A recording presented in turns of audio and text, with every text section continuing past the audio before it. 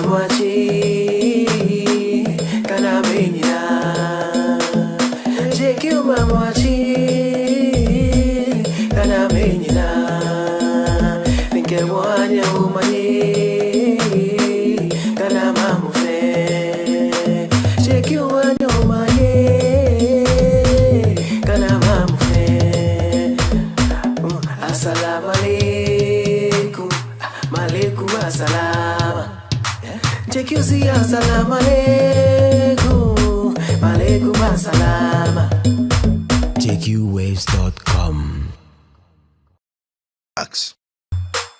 Ye mamwachi kana menyina JQ mamwachi kana menyina Ninke wanya umanye kana mamufe JQ wanya umanye kana mamufe Assalamu alaikum Malaikum assalama JQ si assalamu alaikum Malaikum assalama JQwaves.com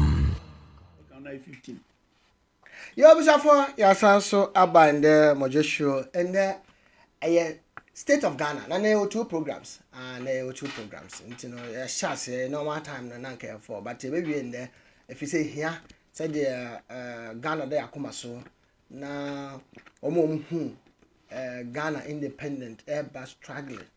Nanaje, Nana number 14, Yatuni Bedin bear 11. Ghana do makuma so Sansu Dick Ghana, Hantino.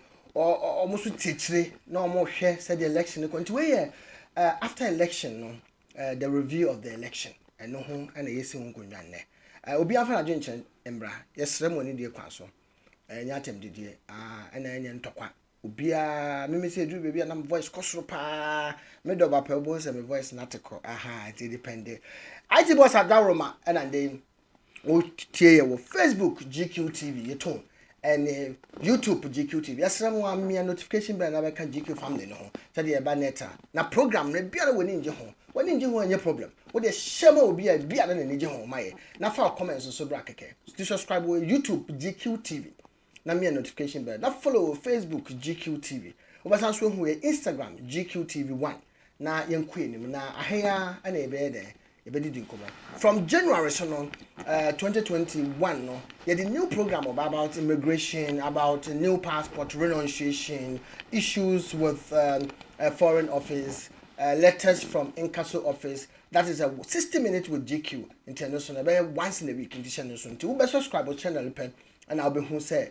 Maybe a baby, now almost 2 years up, 3 years up, a opportunity now 60 minutes with GQ, no, Shaman, the upcoming program. And to be honest, this have banner no son, but to scream no son, the upcoming program. And the state of Ghana, we probably say, ever since what was Marcomo adult education, sex education, yeah, the baby to us, but state of Ghana, they are come as a parent. In the Mintia, but here for Prince one, I don't want to light to me, share the whole crew, and they lockdown by the boom along the line. Breaking news will be also back. My so I there at yo careful so Mama Aquaba be by GQ TV. That Mejoso. Yo, sir, Boko there. Yamiadum, Sir, Yamedia dia, okay. I said, Danana. Okay, yo, now elections here, but Baba we are now. Nebia and Kwama wa, and Nadu was saying a Dima Yao as a flu. Who experience? But me to me the about what the me nya 2 year ni enya no wa wanyo ni enya o ye to di nyina to gu na ni enya no na yi nyina ye piana ma sabe okwa ni mu oh wonderful go ye me ye to aba wi minimum dizi ni na minimum BP ni ye nyina ye Ghana fu wonderful na ye say ye do ma no ya be position ya be ambassador social ambassador okay yeah na asi bebre what you do comments about that do be nanaje ya mo akwa ba bi ba GQ TV so yo me Joso yo nana ye hwe onfie kakra metuma ka say wonyi ni say Ghana because Ghana was 63 years a independent that is who be pa Ubi. They never can be a back of some cacao. Oh, Amicia when you were cheerful, is in Yeah, for you, so. About some them say a car, about some of them are home. Obi a can back or some or can or two or no perspective. It can be a ma etchia. Okay. So Tabacco Seminole, me and I'm in far and yes, I'm Cassie. Okay. Because Ubi Kakwam Cromasimo. Me Pequam and Cromasem. Obeka Panquan, Fano. Bonnet won't don't cut. Me Pequam and Cromasem. Bonim Quan make a fan. It means history, no. A fan Cromani. They can the hopes the main in say independence. Very good. It be nipa bi and the lay foundation. Obeto asuma yenya asa.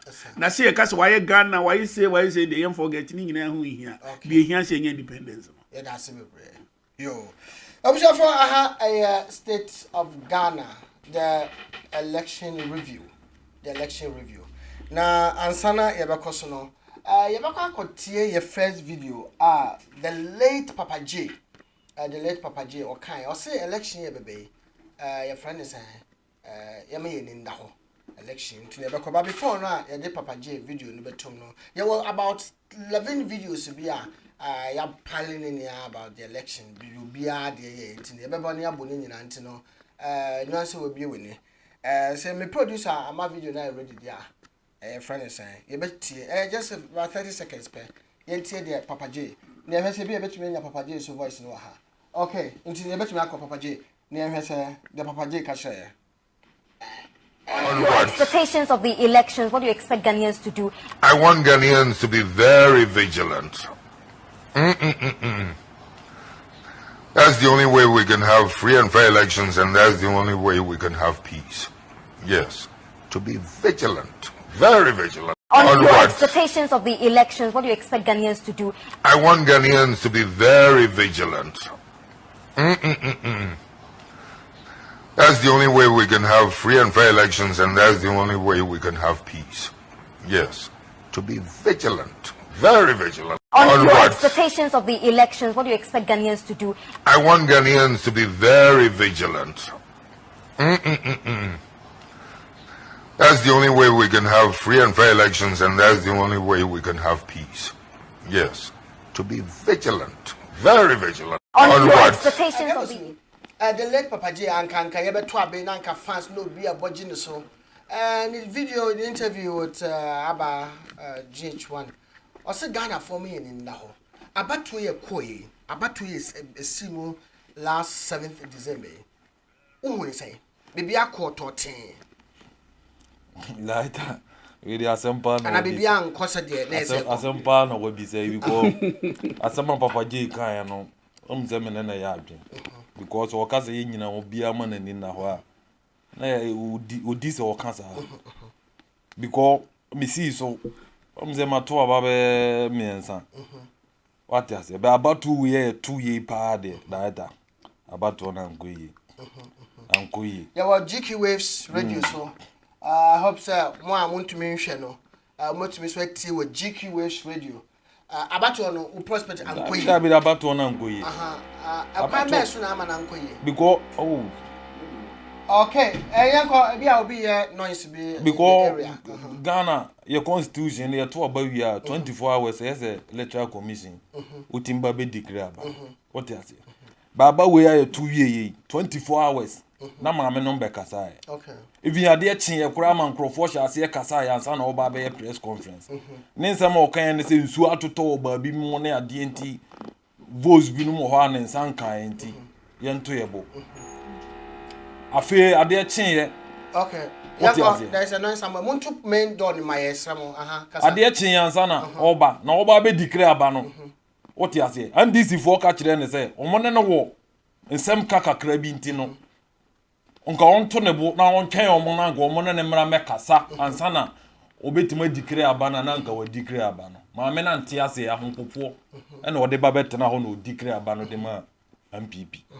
Afi ade chin ya ono kro na o declare abanoma MPP no na wasen aba press conference abato ono kro aba bibi wo ho a numbers bi no mo ho a anso wanfa nka ho na wonim se numbers bi wo ho na wanfa nka ho na ba bi de wo ho na unya nwie ya de na hye wo so se brabe declare aba no na sa was na kan se asa Ghana to aba 24 hours da bi question a ubiza me na me yi wa no wo se ye ko totin ana se okay eno na me yi wa no ye nhwe mi kurom Tachima for instance atoyire nchama asi wo Tachima me tuwe 2000 me ye pooling agent ema NDC me kan wo ha ne me ye pooling agent ema NDC e wo Tachima Jumo Good Shepherd International School obi onim Tachima bia sama me kan wonim ye to oba wiya what you say aba no ye to na wo per recounting ye nya no coordination center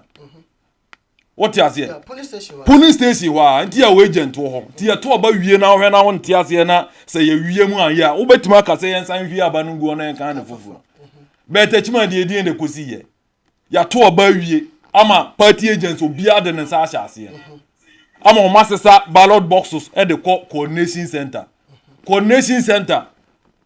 ade ya chen ya na MP akofa soldiers any police akogu coordination center sa aba no yensan ko kan no coordination center da coordination center ye recounting one e kan no okay ana youth no so o monte ase because aba no ya kan awie o party agent ne sa ase nti DNT a ese wo sama ye ba be kan aba because mra eni mra bi am se ha na ye ba be kan aba mra nti eni mabuni kokasa ya mo sani tu agu o mo so me da say ye be ba ho point no be be true na ba no be ko but before no na asana wo the point of view be ba no ye hu say John Demelo twa frame na Opera MP beba election so your videos be into na say go according to videos no baby wa won so okobo obi no wo fufuo baby wo ho abon say obehunu na obo obi ti o ti gotemu obo no mo de che laptops ni na but uni say nka obetumi aboa ni area na nka obeso diso as a MP unim sa niema no corruption. Corruption. Okay. Me, we are mimu. Okay. Because all the Tony pano. Okay. Adentina time one who is in no. Na uncle yes mano. Adentina time one year na adwen say or person or enter to politics no. On yes mano. Uncle tiki go tem. Uncle toye 1 year way on to laptop students. Na samri. She said moment na the we beto ho so no enya John Demelo nko everybody obi o yes hadini bia no me mu no okay because o to nipa no okay but in real politics no me ka setete ho no ye ka se obi kura nko ye MP a na o dwane me ka pa mi krom ma yi learned person bi a me person bo ni di na ye ka se Mr. Obeye MP ma area ha o se me ye and then they kum nipa kura na dia kopre because of corruption na e womu a obi antumi nya na adwen so obi ye free ho no and no na masa na no ba it is not until say ye mpanyimfo bi ba ko bi betena se hwe me ka mre bi jeje kan sem bi tamu akufo do win election no first one no o kan say o jide akufo do because on kwan the last person which my Ghana year it ni nyina nim say akufo do so ono bit my Ghana year but what man tena say anya niam bi so ye so eni me bi ho so ye na kasani mani tumi free o man no na ko man no nya ne nan enyina so niam build it eti sa o mo ko ye sa niam ne de ni na ya lo me de mani nso me de mani nso okay yo yeah that's it me am for say when John Demelo video bi a John Demelo video. Okay, John Demelo video. Intellect port base now. You realize that a lot of the NDC members are, for lack of a better expression, people down there, the masses who are down there, because we don't believe a lot in intellectuals and so on and so forth, like some other people do believe in. We believe that. So you don't want intellectuals in your party? We do want. We have intellectuals, but you don't believe in them. We believe in them, but so I'm just saying that we start from the bottom up. But others explain that. Bottom up. I mean, In economics, you have micro and macro. One of them deals with bottom up, the other deals with up and down. But we deals with the bottom up approach. We are gathering the masses and we are moving up to the top of the pyramid. So you deal with ignorant, unexperienced people first before you deal with I wouldn't say experienced technocrats no, next. I wouldn't say we deal with ignorant, unexpected people. We deal with everybody. But we start from the base up. So you do try and error at the bottom. We don't do try and error at the bottom. Explain, I'm still. One of them deals with bottom up, the other deals with. Okay. You do try and Okay, you know, not John Dumelo. Maybe John Dumelo say, oh, in your opinion, is ignorance for Ubia, no, see a man a chance. Now, what shall I say, so obey a Jumano? Now, Yakwa, and yes, if you know, intellectuals phobia now, no, obey a Jumano. Only point of view saying, go back to my MP Nipan, I say, or Jack and Cassan and them. Only the idea said in an Asican idea. Because free movie in Yende. Sabi be a me and this in even no credit that one hour. Tis obey you got the man cafes and on Kaudi can you got them dada. What you say? Send in a neck and he said, Obe pay to me. Now, who shall yes, oh yes, Anna. Ubi and I be Mudobia be who's a 2 minutes, oh yes, I did. Tis a young here Kaya you for your Mugunkna. Ye baba to a bar, no matter what chicha pine, I'm a Kaya you for. And a Kaya you name, I make when you be kind. Nti kaya yo adwuma no omoye no nti politicians on abien ne se pan no no mbe soasa kaya na no mbe soasa nti wuni abien papa bia for omo se ye beto aba na masen abecheche pan am omo nti pan nko na omo nko so a nti za me kwadwo fozu se me kaya yo ni na wo de pan no bra me a what you say me wo questions bia me maybe sa wo because as a wumpe me ye pan no nko na me soasa sa what you say wo free yis ni enye ne nti anya me nwa wase to aba wia no de nsa gu na chie wo hye na taade kokwa a o twa jadua no ne na nti no ene na kan de me na ya adwen me na dara de beto aso let's say timemfo ni mo ni nda ho ye beto aba no msha say so mo yes oh ada ho wie election we ya kire say Ghana nyame ibu ye ni election bi esi Ghana papa say we da 137 dead do say enema boni bi ababe to ye bia no ontumi nye parliament obeda because who one vote who only one vote for mana na say for mana no okay say mo na muti am na mi tia mo na so a sa pai not the vote amend DC etie say no oni ohene our parliament na ye hwe se benya no we program so enti kame sre man ne say me pa de chewo ma on ton anim onyam onya edin and was a me na me ye say ma Ghana sesan ye wonderful na onyusu ni tumi na nya me dia hye ne nsa no hwe wonim say ana me ka kire nkrofo say nyankopon o hye obi anim onyam a otum ni fra de bone so bone pa o no mo aye bone bi na bone na papa sama no ene mo ye nyina from number 1 to end se nyame ye hira no adenta good dentina constituency chairman etimeka say me constituency we there obi abenya one term eti ono baaye no a obekwa ye beyi no no so me kura me na me pre me kono post eti wan pre one o se Yakobon de e ho na NDC MPP empanyimfo wo mo ani fraye o mo se yi wadi free parliament okay no mi na di say no so mo kedi agro o mo ka ho di agro se yi na di ya butu na konya no o mo di agro Yakobon na twi o MPP fo nyame na twi o mo ka ade na e me ya de bia ma se me ka I say na ma se so ko okọ omnopo okọ independent this am say so ko okọ yan ko wini na mo ye na unim say dan na ye to aba Monday no eba news flash say man say wa withdraw and say aba update so obi aboa or standing no standing ni Yakobon da woroma obeye obi a osikini one vote no ona ne dia 1717 middle person referee gen MPP for se man ye ni pa boni afa na obekire mu MPP for nya sa ne ma no tai so bitumi fa registration form. Ɔsɛ me fɛ ma wo. Na ɔkɔ register as parliamentarian candidate. Why? Wontumi ti Kumasi. Sisa hyɛ ne moto am. Anadwo na ɔde ma nkrɔfoɔ. President Kufuor kasa tia ne sɛ masa de wo yɛ ne nyefa mo obia. Enipa na ɛwɔ hɔ no, ɔmo nim ne ɔmo pɛ no. It is famous nkrɔfoɔ no. Wontumi ne exams no mentwa no. Or upon our yarn or church exams in sometimes to me, you know, maybe I send any book comes out. Maybe I mean, Maka, check. Say, MPP Begu Ashanti region if you want to me. Mr. Repeating already. So. I didn't. Good. Asante mine. And I Ghana mine. Your governor, baby.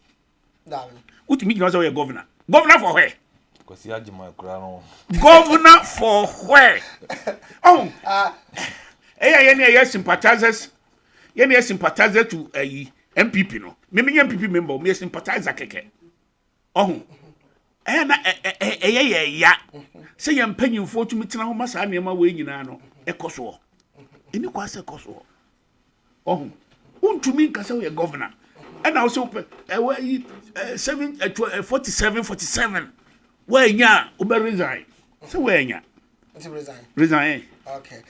No, young election hour. It's a see easy declare Ghana or declare into no. Young result are easy no. So the by na share or hana studio yent meet into no. Yama produce and fire call na figure yent report from the EC or declare Ghana.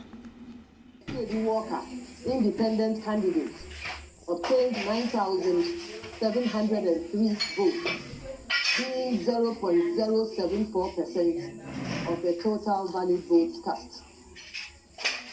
Distinguished ladies and gentlemen, currently the election results we have declared exclude that of the Techiman South constituency, which has a total voter population of 128,018. 128,018. The said election results are not ready because they are being contested. As such, collation has not been completed. It is important to note, however, that the difference between the total number of votes between the first and second candidates is 515,524 votes. As a result, if we were to add the 128,018 full results to the results of the second candidate, it would not change the outcome of the election. Hence, our declaration of the 2020 presidential results without that of Techiman South. Indeed, if you were to add the entire results or collate all the results from the Techiman South constituency and add that to the percentage and the votes of the second candidate, Mr. John Dramani Mahama, he would obtain 47.873% of the total votes cast. And Nana Bedanko Akufo-Addo would obtain 60.8% of the total votes cast. It is on that basis that we say that the outcome of the election would not change.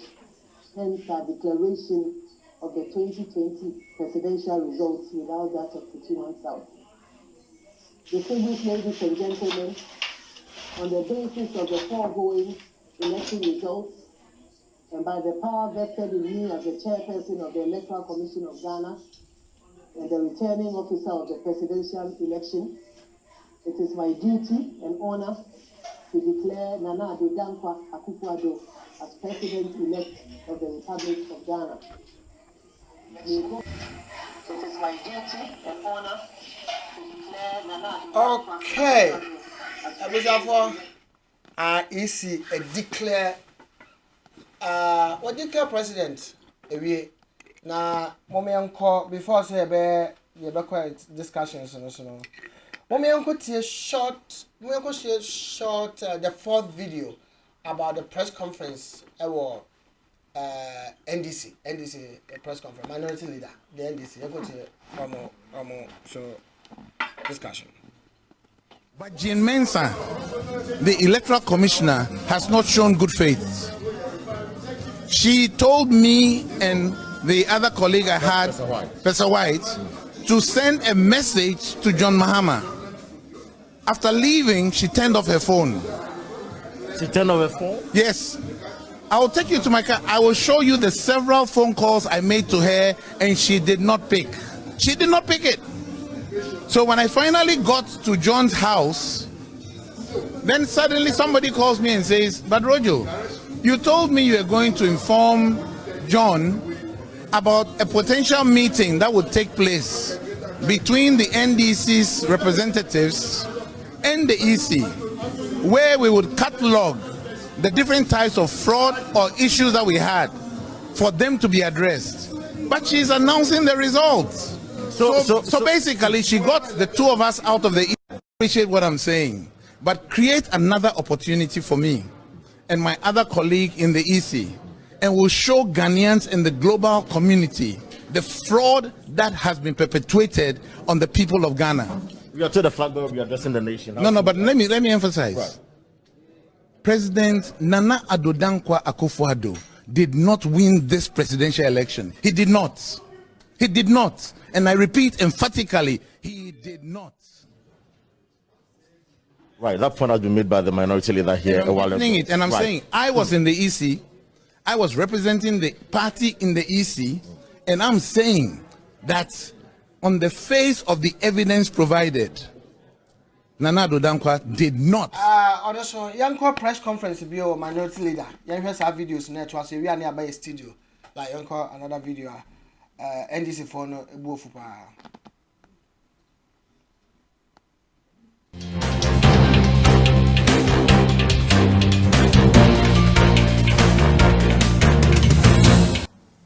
As a party, we have done extensive consultations and detailed analysis of the outcome of the elections as announced by Jean Mintsa, the chairperson of the Electoral Commission.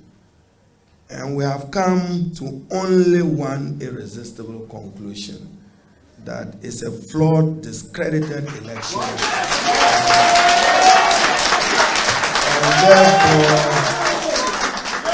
And therefore we reject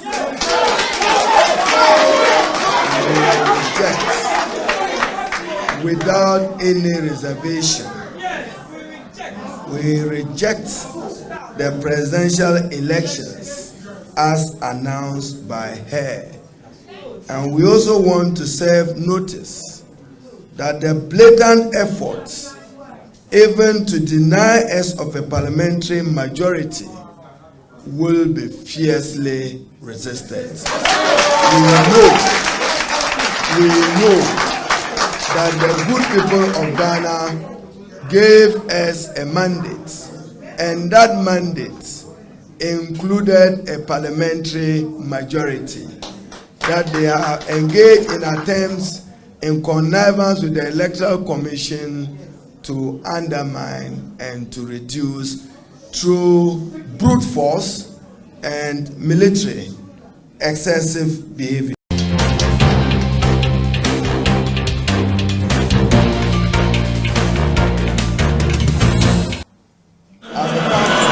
Vilify the referee and reduce the credibility of the referee in the eyes of the public when you can tell you are losing the match. This creates a platform where, when you lose, to discredit and contest the outcome of the match. And this is the underlying cause for all the whining that is taking place against the Electoral Commission at every step of the electoral process. Okay. Yo. Absafa mama yaba studio bio ya the massive bre. Ya hwɛ videos here koye. Said NDC for boko do na say president when we need na former president so no so 2016 or kasa said ECD na adwuma tutu akwan so na oyɛ adwuma kama adena ye bobo na ye show na efi the opposite yes referee no ondim wow nti kefoso as NDC back in 2016 said the former president His Excellency John Dramani Mahama say isi ni ye nedwuma kama nti ye njale do ye bia ye kama nti say mo NPP for say ye hwamwa mo kama no ntum this time I say 10 6 na be 9 say na Data, say 2016. You two abanu ye. Oh, here some papa no can na. You two abanu ye man na Easy according to the John Mahama na win 2016 or something. I say and nanado. But where 2012? Yeah, and where 2012? Yeah, until 2012 no cancer there. 2012 no cancer. So I say ye shemwa mon kama no ntum. 2012 video no. Ana abatu ye course wa. Say MPP nimpa say Ghana MPP. MPP be call election. Now within 24 hours MPP nim say wa wen na aba. Na MPP obia mi na no ana Ghana ayedi. Ade chi ye nyina na obia kura ntimi nkasa. Say MPP for data member Canada Japan. Abronye for MPP for declare. Ti asema America. Kama omu opposition kura no. Ye to aba no wie kura na ndi be 4 hours kura na omu declare election no e na si kuroma na omu boze afi we so omu the way ezi asese omu na no Canada Japan abeka sa asem we so omu mfa nye lesson na the video no ye bebo ye omu ponsu enyansa omu ho kire akire omu according to sources kura no ye to aba no wie na de chen ye Ghana fo nyina hu se na do atukwan kwan o te kokko so frɛ no okumase o friend wo kumase because foreign observers ne ambassadors ne ade ni nyina election no mkore TV no mo de results no command o tukoko so ne na yese de kotunu dabi na de ye nim se ye to oba 2016 a John Mama Lusu ye won na frɛ no ene ne kokasa ya ansa ye to oba wi a ono na be frɛ no wakasa se ne be ya sumdie be banti gitum na sumdie mra Ghana ya ti se wo frɛ nana to oba no wi ade chi wo frɛ no ko ni fie abra no otukwan no abra otukwan no kuma se na okoye nana e the results no nyina agu unu anim se masa ba bi ade no kakọ no de wa luzu aba no nti se na be ya sumdie be ba no opa agitum asama eti ye ne se nana atesem okay atesem e fa ne hanki me de atesem se ya atesem e de ne hanki fufuo bo ne nsa atwifa nana so otumfuo so esan bankran oba be duru ade chi ya na maame no de sa oba be declare no wina no asama ya te no yo me da se dara je je na be kafa o mesri o nyasem anyasem hwe me Mrs. Charlotte Osei oye ni 2016 election no oye ade bi wo mu a de biam de boni din first no omoye box na ye de nsa esibu print na eketwa bi Mrs. Charlotte Osei bae no obeye ne kese etu di si a unsam free mu da exactly mami we nso bae no onso be se bibia meye bia no me pese obi ahumu etu of friends em trofo no maka ba mama ye wira mfi asem bi opposition pofo no kokan ye o say no ye de tape na ko amaba am ye say opposition pofo voice it me gina so e de kansem o say ye be ma Mintsa aye unpopular eti hu say de omo ye ni nyina no e propaganda okay so wo hwe sa afi election free it was free and fair very very free and fair reason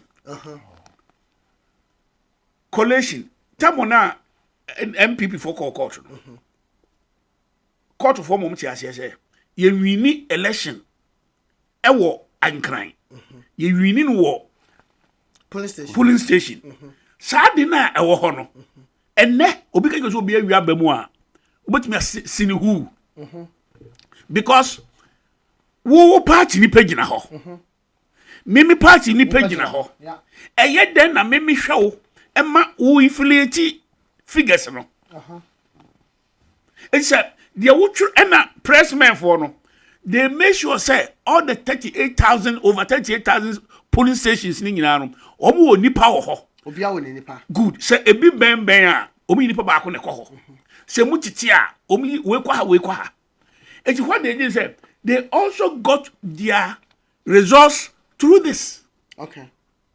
The phone. Eti sa afu he ma ben kira nipa ba ko a na me ka say wo kira me yere me say mama un de ti aba we ma je adie say nana edu awini no say adan me say kosi prat mumien kan kuro kosi prat pa ko hwe kunu say nana du awini a enka Ghana hanke ya so be ko didi ana na kosi prat press nra untie kosi prat nra na mebo bacho masa o baba eba so be men interrupt no pacho o baba bi pacho ti o mama yenye Ghana yenye ye ho say bibia nye ye dia mimi say me NPP sympathizer dia ato omo no obi ani wi ase ndese me okay I am the papa even kura from na kura na the vote kura command this akabe me them more because omo pese nyankopɔ so omo sua de okay so na omo jai ahomaso kankan na e wo omo mu hwe wonam kumasi abonten so odine kai twamu a opese wo packing gotem ona Ghana yen dia ona Ghana shene why sanye ma we nyina ya hwe afi we 3.5 million and Antwaba. Once I be back, the last time I ba hano, be can say me say, one more Timmy King Kai. Ebe me kufa elus. O kai se me kan sa se. One more King Kai. Ebi na sam me kan one more King Kai na obi nti ase. Ke the people who can read. Say one more Kai news, one more internet, ko Kai Ghana web, join online GHAHA.com. Exactly. One more ko Kai hono. Omo ne nim dia ba no ye. Enya me men kai me tie klase. Believe dia koso. Media ni NDC, media ni MPP. Asa. It show ya they lost heavily in Accra. Yeah. Jamahama 1.3 over million because Nana 1.2 million plus because hona ken ka for no ewo dodo wo yentumi nkan sem bi o yentumi nkan sem bi dabi ebinye etuka yentumi nkan sem bi enipa bi ateki Ghana as the property exactly nanaka na enipa hu ameba enipa hu asemu di na nyaka okay we your friend is okay yanko former president His Excellency John Mahama so oji abato ni tumu anasa wanje antumu we bebo other videos bi na video ya sorry adwumede so yanko president John Mahama ni video no say oji tumu anasa wanje antumu we other videos o woni na the better to aso na video yeah did the last video malam video no the last video na awe 20 yanko yeah bo kopem the last video yeah bo kopem the last video ntum yanko tie election review no been an exciting election. I want to state categorically and firmly that I've not congratulated any person.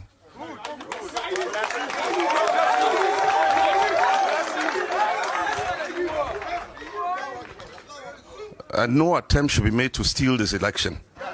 We will resist it. We thank the Ghanaian people for the confidence they've expressed in us. It's clear the Ghanaian people want a change in this country. Ghanaians are tired of Akufo-Addo and his government.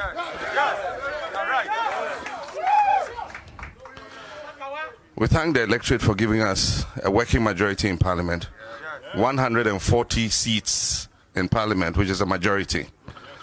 And no attempt should be made to subvert that. I've looked at the results we've collated so far, and I'm excited, I'm happy with the results. And we won in 10 regions out of 16, and the Ghanaian people have expressed confidence in us. We would resist any attempt to subvert the will of the people.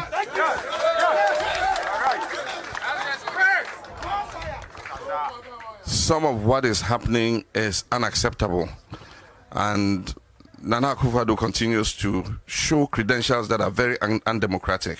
You cannot use the military to try and overturn some of the results in constituencies that we have won. And so we will resist any attempt to subvert the sovereign will of the Ghanaian people. The right thing must be done. We've collated our results, and we thank the Ghanaian people for the confidence they have in us. And we will give further details later. But we thank you very much. And our people should remain calm as we wait for the final verdict. But we are happy that Ghanaians have voted for change. Thank you.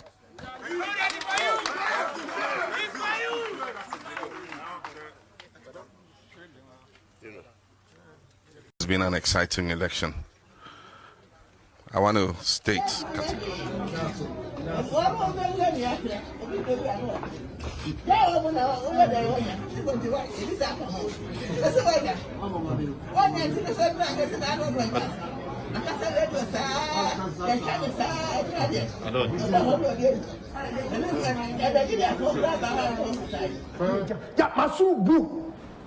this is a lesson to all of us. You see, take it 45-45. Okay. Make sure you satisfy your core 45 and look for the 6% by the general policies and development. But if you sacrifice your 45 and deal with NDC4, we are a bombshell. What has this here? Honestly, you maybe Rollins, we no more contract. Rollins, Mr. Rollins, no more Rollins contract. Now, against the way we treated the party people. Look at the work Akufo-Addo did. Akufo-Addo can't do everything. That is why he appointed this arrogance and almost satisfied. Rollins call for Penwo Dominica. Now, Matiamidu, January 7th, Akufo-Addo said the Messiah triple naked.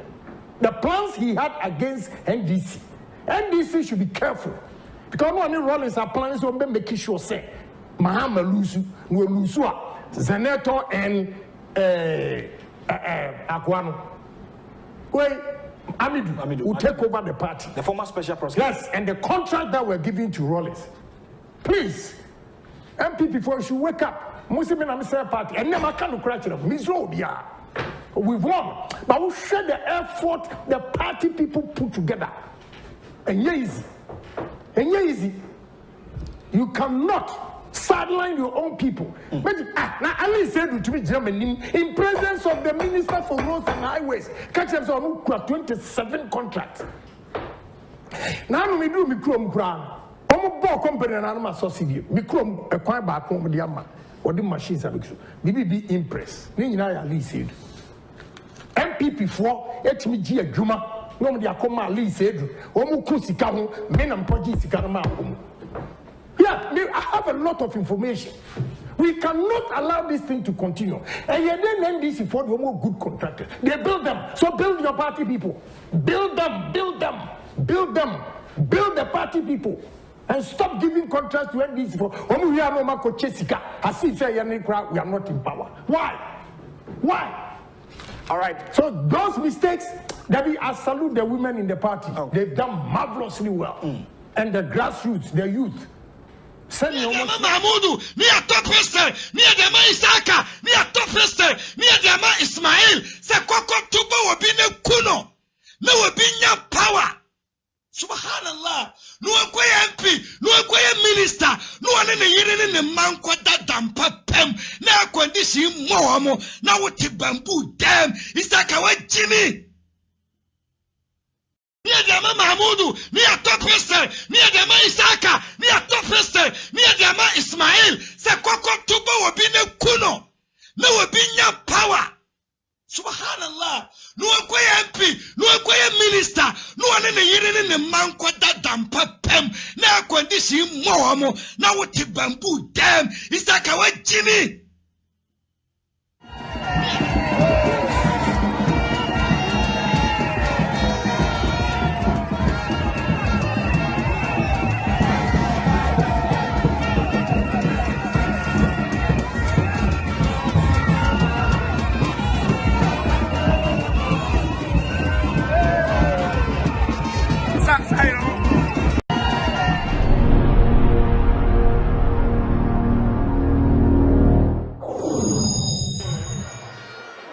ladies and gentlemen of the media, fellow Ghanaians.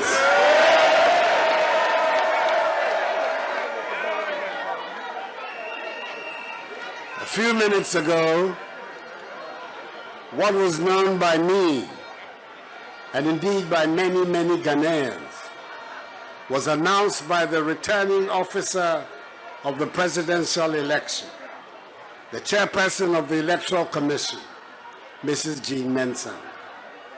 Nana Adodankwa Akufo-Addo, together with Alhaji Muhammadu Bawumia, have been given 4 more years by the Ghanaian people to do more for them. This is the day the Lord has made. Let us rejoice and be glad in it. In our system, I condemn in no uncertain terms the isolated incidents of post-electoral violence in Olododiodo and Techiman that led to a few regrettable deaths. May their souls rest in peace. We must work to avoid the repetition of such events in future. I thank the national, regional, constituency, electoral area, and polling station executives, elders, and members of my party, the New Patriotic Party, and all the volunteer groups who canvass so effectively for us for their successful efforts. MPP supporters should understandably celebrate and jubilate, but desist from untoward acts. At the end of the day, despite holding different political views, we should all remember that we're all part of one family, one Ghanaian family, with a common overriding agenda, which is to oversee the growth and development of Mother Ghana. Let us continue to conduct ourselves with decorum and maintain the peace and stability of the nation, which is the envy of many around the world. To the Ghanaian people, I say that the work ahead is to advance further the peace, progress, and prosperity of our nation for all. And that is my solemn pledge to each one of you. The battle is the Lord's. May God bless us all in our homeland, Ghana, and make her great and strong. I thank you for your attention.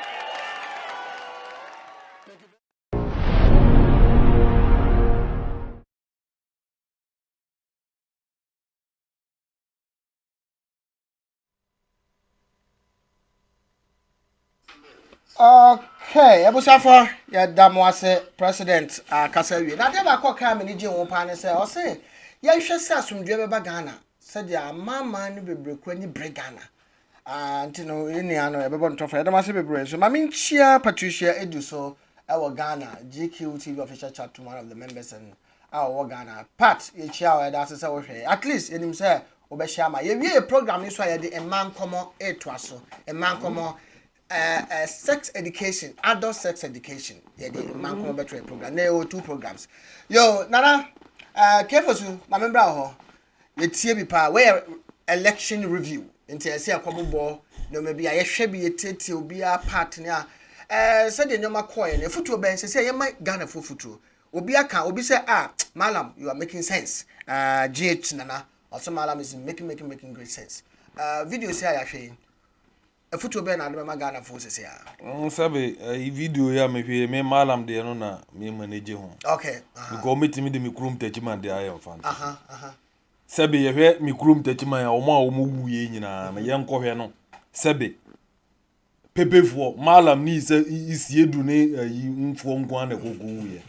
Because Ghana na akwa ye se ntitira sem bia na omo de ko nzongo. Titira sembia no mo de ko nzu. So mo hu na e din se Ghana. Yes, o mo hu na e de. Me atena nkran 15 years fadama na meti. Pepefu onye ntitira semfo. Pepefu onye ntitira semfo. Ahwode de obi ahwode. Me nye pepe ni me nwode na nye pepe ni na nwode.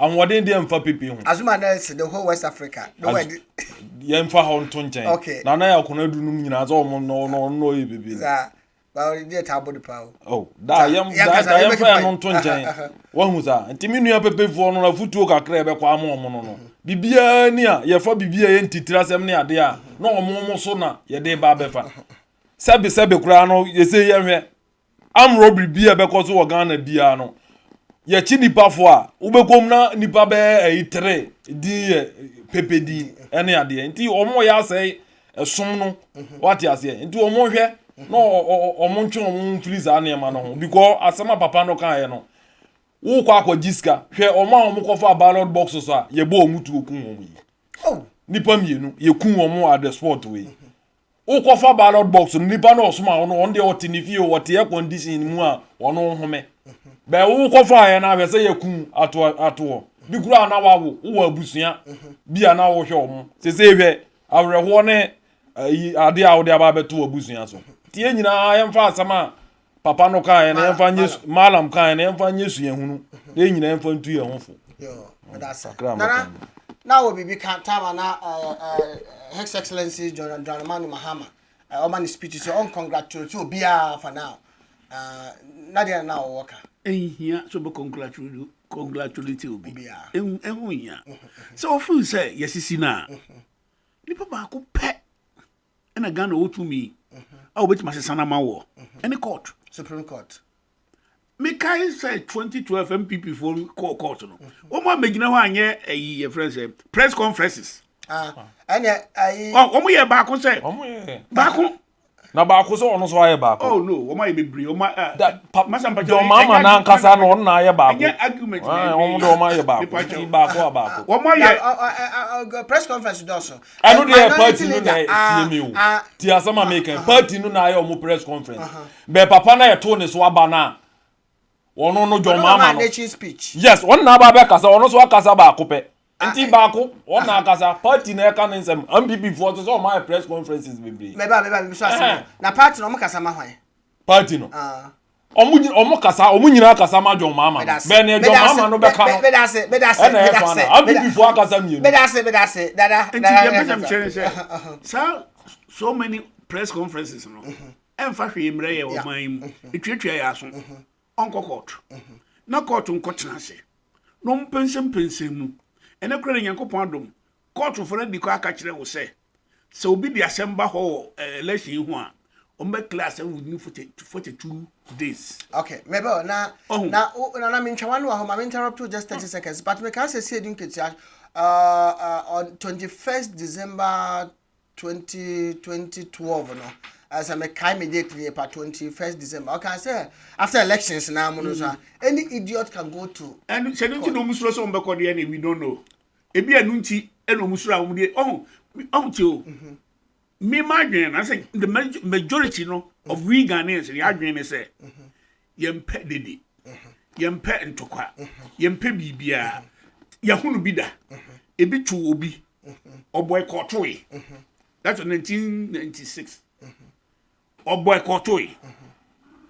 Ebi sa to obi or court. And say at all. Now if we say and on Chiasia, you just go to court. Let the court decide. On a mission. But me what my dream was I let you want say. But me sip me anka samebo. Who's me say me the said you see remedy. But me who say presidential. Go for the win solid. Presidential because time now almost started say almost bo e mano. Me na me so me hear me calculations. Me calculation. E wo fie. E ko duru ba bi no. Me say oh, ba eduru bi na Mahama leadi. Dey a confuse wo no asa aho. Dey omo nti ase no e ha na wo. Eduru ba bi no. Omo dey North Volta and the buy. See now they were leading. But when him ex-president can say NDC we need 10 states. And our MPP we need 6 states. Say would they 10-6 cry, yeah, accepted to say 10-6. One state in a MPP for 6, you know. Equalize it would be about 4. Okay. It's a class for we are. Ashanti region kwa a 2 year 4 film. A 5. Eastern region aba ati be 3 film way. The akano. Yes, almost where nye bi. Almost nye bi. It's a simple calculation no. Obetume hunu say what we need. And I will lose. Who here say you be dede aye dede emfa emre o man no. And what say Ufu say and won't asia court. Just go to court. But we also say any idiot can go. Yeah, I said don't get can. I said any idiot can go to court. It's a be no osuro. And to be court. Say me Ray Kasai no ka say utumfo frɛ no. Efra Kufuado. Who say you chrome had here? You can say I am pass utumfo kra frɛ na. Okay, you say 1 + 1 na. Ubiswa okay, you say 1 + 3. Yeah. So on the propaganda doso. Propaganda doso. Because say utumfo ne Kufuado ko nim komo a. Sa komo tia me mbem. Dabi ye fesi chabe so. Ye fesi chabe so. It's a little something about what that's it. Yo, Kevin, my brother, I said you get your can audio be better than the was canon because of yam percent, you know, maybe why I say I avoid the can sack. But if I credit to my all the videos you showed in here is from other sources, and you know, the credit to my omo, I diaba. I said you get your can be say, a enim say where asantini where nkani where pepeni entino omunjintum and make a very radical statement which is as a young NDC now you share a photo so malam the over 100 credits in the kwama malam or the by say obi tie condition mu ne makra wa abrochire ono onfa your friend is saying on antifom na o se corner ko fa ballot box na me wawu na o can be ato the youths no be sorry and it's a youth no be sorry as a young NDC if you say good is a general secretary of the party otumika be say so was he any idiot can go to court sazam na obezo any idiot no sanso can say etuo inim se we ye dagomani we asantini we etuo nim oni ohun difference onim tribe etuo onim tribe say we you akani some all kind they say no correct na say obi kasa no person kire say is ready to go for war on kan war asem all kind na nya war asem na oka because tuo ye kasa tuo Sami metie sami buafua na sami ne wanya asem na me buafua na otwitua me twitua me nim za wo ye mosini na me nim za wo ye sisala ni na wo ye wala na na obufu ese otwitua abra nim se tumi kunipa na pass na denti kuranti ye tu so wo bisa me za agboje na me so me ka se denti ye tu oh etio ne de ene yense topic no yense to na me na me host nti wo de bisa za question asame say your friend say as ne say wo Ufua no so asem memfua no so tuo dienti ye tuo dienti ye tuo ne no discuss necessary enti no etu ye say de be ko wo na de be kunipa na de be di bone tuo de yetimi de boy ho ban yetimi de ko wo yetimi de di bone yetimi de ye na ma about 90% 99% ye di bone ye di kunipa eni nti na ye te say wo fa glass a wo di no nsuo etu kuni ade metimi so afa glass so a metimi so di but untumi fa glass untumi fa tuo fa no nsuo.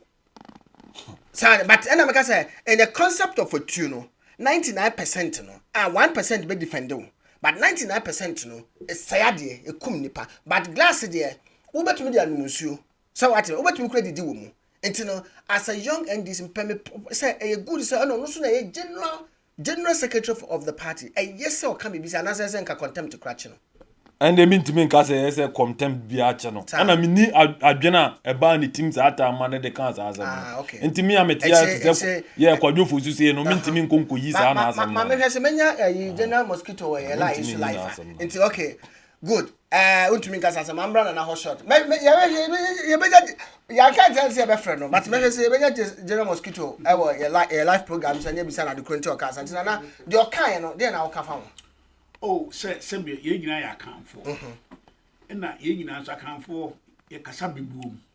Na me kan ma asem bi say say akani utie ebebu a sabi obi so kwase ada because ye abra bo hihye nyina no ye de aye abebu it is obi begina ka say etu na ya o kan ni simple say etuo ni uraba etuo wo matuo so a ehunu se we fi nkran we fi obwase we fi sabroken exactly it no moment abanya adwena kasa asem no na ke se wo notion say wo de sa otuo no beba wo be page sa etuo no na page tuo na etuo ni mo bia etuo be kum nipa okay wo be kum obiara unkum asantini etuo ni ma santini enimunu ni enim krani enim mamprusi ni enim frafrani distasteful because a distasteful statement okay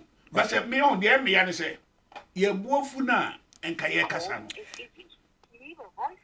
no enka ye bofu na ye kasa no enka ye mfa dibia na ekuta ye no emfa nyansa kakra nto sa dibia no ho nanka ma ye yusu words ni on Ghana politics no ye mpanyimfo no nyina akoye atendidie ansa kakra sese which is very bad. The number you have dialed is not active. Ye politics in Ghana. Number hena MPP ni gina na osopa NDC ni. Hena NDC ni gina na osopa na eno na ye politics. Enye. Sopa no na ye politics. Enye. Okay. Ye try say be yi sa me mahunu no. Ene ma enye no. Ye be ye free. Ye politics. Etua some an wo kan. Ye say etuo no free ye politics. Na no dey see America yi. Trump akofetuo. Dabe. Okoka se befetuo. Dabe. Okoka se etuo ni Missouri ni etuo ni na William Pacho mintwa no. Dabe mencha na. Dabi mama obu. Adentiana na mse adentiana ne book timi fu anko. Me interrupt me na me host me Pacho ke for Pacho me interrupt no me Pacho. Me Pacho me interrupt me na me host me Pacho bebre. Me ba ho na Pacho kasa. Oh, Trump by no one can say me Massachusetts for no. And so oh yeah akamu no. Obi kasa ansem na awudi abani pakoti. Me da se. Kefosu, mama me so asem 2012. Me ka wasem no. Me de question no ka wasem no. Me de okasam me be say question ka wasem no ria no answer. 2012. Tama ye declare former excellence his excellency John Dramani Mahama no nana speech bedo be mai wan ka say waje atumu yanku enim anaso ka say no e bia say NDC for MPP for ye fasekan na me bisa question say 2016 so e to aba no wie no John Mahama so amfre ayi nana nka nkyere ne so no so aba no waje atum ze walu so nti say pepepe okay be asama nana e ka no asama we ya wo kan ye ka 2020 election asama yes anya asi edun kati asama wo kan ne da bi we kan this time we say edun kati asama ye current wa kan this week ya ese edun kati asama after election na so ka so san ka asama ku bi say omunsuro a omunfa nko court so wo say omunsuro omunfa nko court asama kan no be me see yempe de denti nana video no lie video no lie nana say that be so yempede o say ye passum duenti no ye fa kokko ba the cow point of view mami nti enti no ye nyina ye ti hei ye ntwen majo danu because NDC wasi ne bo say aba no wonje ntum enti ye ntwen majo dandu so omo de be kokoto so omo mfa nkokoto Jordan du a sini awie ye na ye nyina be hu chale wote be firi wa dia enti na mo nkokoto no didn't hear yan court. Yeah, court. Nti am say yan twa majo dandu. Nti na so na court decide na me. Good. Nti say no so because what is NDC for? I press conference NDC for wa obi am fa second na on for tu no kokon so mo press conference on TV biata. Asema do mama kan say aba no de onjintum. Nti onjintum no de na obaye nya court a na ode beko because oni ba bi ode ko court a na ode beko. Ti yan twa majo dandu. Okay. If you do ada ko no na wantima fa anko court. Ana say wo yere bi si wa Ghana. Wo sombro bi ana de akwa akobo no. Okay. Be Jordan du ye no na memenda kwasi ada ye de asem ko court. Ti yan twa majo dandu. If you do ada ko no ye wasem bi ana yaka. Okay. Me that say. Nana Efutu be quite second program no so man come. Se see ade ma efutu ye ne e wo Ghana. Ye ne e wo Ghana ne ye ne e wo Abuchire. Efutu na fili emfa so na edwumede so. Mpa mu che o mefutu kakra ne se. Abrofo kasem bi yama asem na ka ho abaye nokore. Say politics is a dirty game. Mr. Munyi sa de free yetirim.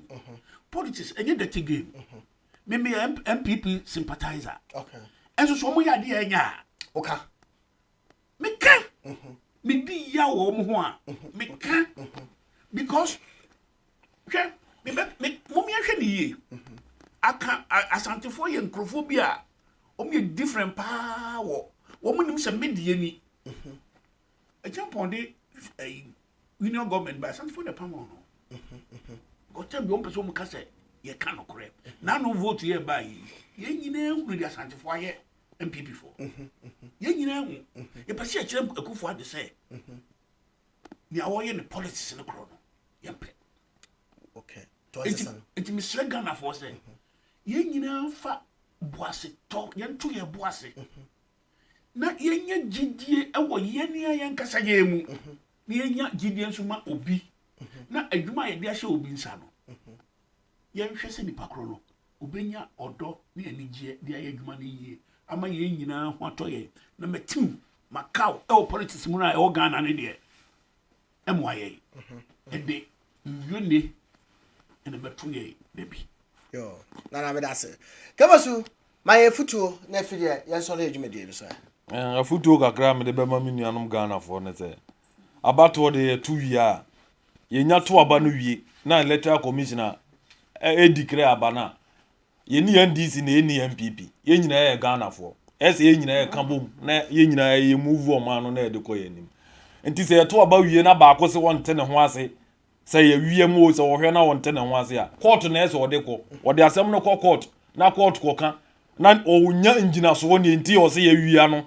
na court ka se ni engina so ode ba ye engina so papa na e de aba no be ma na ono anasem so ode court so na court ka se engina so ode ba na enye engina so papa na se ya bo wasem agu a yento NDC ni MPP nyina ngu nchen na Ghana no 4 years na edi anim no ye nyina emuvu Ghana no emfa nko anim me so mafutu am de be ma Ghana for me dey agree pa because yo sa NDC ni MPP NSA o mai no NDC ni MPP hwe adia adwere ho kura wo ye man Ghana mu ni se obi gina house Mahama na ye wi Ekufad na ye wi MPP na ye wi NDC na ye wi enye Ghana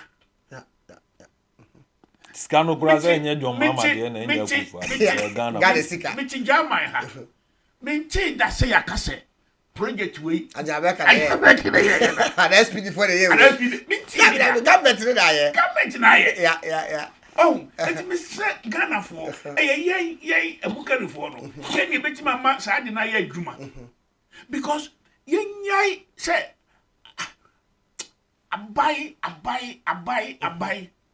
na NDC MPP hwe se nyankopon ani Ghana for chi ye the MPP NDC MPC dako ebe da bone amo my Ghana o se chinja da so ha na atafre enti yesramu ankwana amranche ni ankanka de madam ne kan no Isaka ne pasum ne nungu fo no yesramu ara mo ha de yesramu se benya mo nkoana mo anko school ye nyina ya anko school aso ye nton ya adwene e ma politician na se bi o ton wa adwene kura ma obi na politician obi o politician no kan kura da ebi beba da bai politician bi kan kura za o kan kura pa o ameka se mchiro o ye no kwa fault me nyone party because one wo ho no enankuko mu twitwa nko a na nchiri okay na nchiri o mu twitwa mo an kasa o mo na nchiri omuko kese ye be damage you eti enukafo ni ho okay enukafo ni ho to bia ma nani na ho said the late Papa J say obia enani no because okase okum ho ama MP politician at the end of the day no most why nkwase adwuma okay See the malam no kai no. What's your condition mo? The kai ba pipi. That's what I'm from. Which mean that if you just go kwaso. Now all you can say we dey. Okay. Yo Nanaje, yeah that's it. Baby for Ahana the review of the election state of Ghana yeah DBC. Mama Munko yeah the man common eba abremo sesia. In the next few minutes. Yeah back off. Yeah signing election I want to sign it out. Yes answer assigning in the bill what a man common links into Yamishamo. IT boss Adaruman at on Facebook, YouTube, and Instagram. And at the same time, so go gqweb.com na see a program. That's why it's bizarre. Remember, brain fish say call Google Play Store na download the GQ Waves radio. Yeah, well, two rooms were subbooking. So open there, contact me. I 2 rooms were one, and then it's and they are crying up as well after program. It may be more of a dino.